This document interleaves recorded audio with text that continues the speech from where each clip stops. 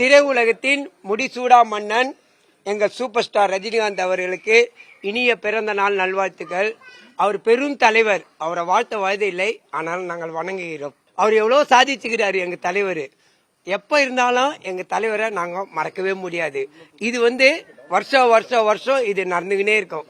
அவரோட பர்த்டே வந்தா அவரு ஷூட்டிங்ல இருக்கிறாரோ இல்ல வீட்டுல இருக்கிறாரோ நாங்க பர்த்டே செலிப்ரேஷன் பண்ணிக்கினே இருப்போம்.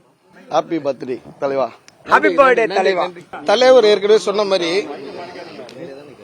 அன்புனா என்னன்னு தெரியுமா, பாசனம் என்னன்னு தெரியுமா,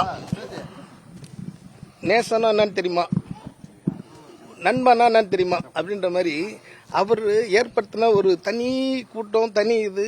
தீபாவளின்னு இருக்குல்ல, கொஞ்ச காலமா தீபாவளி அப்ப நம்ம படம் எல்லாம் வர்றது இல்லாம இருந்தது. அண்ணாத்துக்கு அப்புறம் தீபாவளி 31ஆம் தேதி வந்தாலும் 10ஆம் தேதி அன்னைக்கு எங்களுக்கு வேட்டையன் படம் வந்தது. எங்களுக்கு அன்னைக்கே தீபாவளி கொண்டாடின மாதிரி.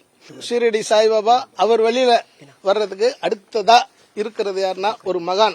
மனிதர்ல மாணிக்கம், மனிதர்ல மகான் ஒருத்தவங்க வருவாங்க இல்லையா, மனிதரில் மாணிக்கம் அந்த மகானா இருக்க போறது யாருன்னா அவரு நம்ம தலைவர் சூப்பர் ஸ்டார் ரஜினிகாந்துடைய பிறந்தநாள் விழாவை நாங்கள் கோலாகலமாக கொண்டாடப்பட வேண்டிய நேரத்தில் இன்றும் கூட எப்பொழுதும் அரசியலும் இல்லாமல் இன்றைக்கும் சமூக சேவகராக இன்றைக்கு பணியாற்றிக் கொண்டிருக்கிற ஒரு நிலைமையில் நாங்கள் இருக்கின்றோம். அவர்களுடைய பிறந்தநாள் விழா மட்டும் அல்ல, அனைத்து விழாவுகளிலும் நாங்கள் இன்றைக்கு கொண்டாடப்படுகின்ற நேரம் இன்றைக்கு வருகின்ற சூழல் இருக்கின்றது.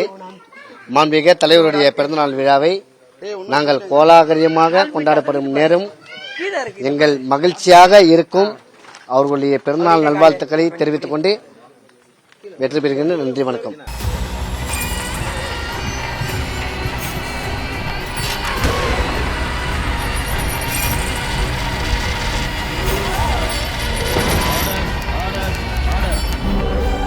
நிகழ்தகவு குற்றங்களின் மறுபரிமாணம் நாள்தோறும் இரவு 10 மணிக்கு இணைந்திருங்கள் நமது நியூஸ் தமிழ் தொலைக்காட்சியோடு.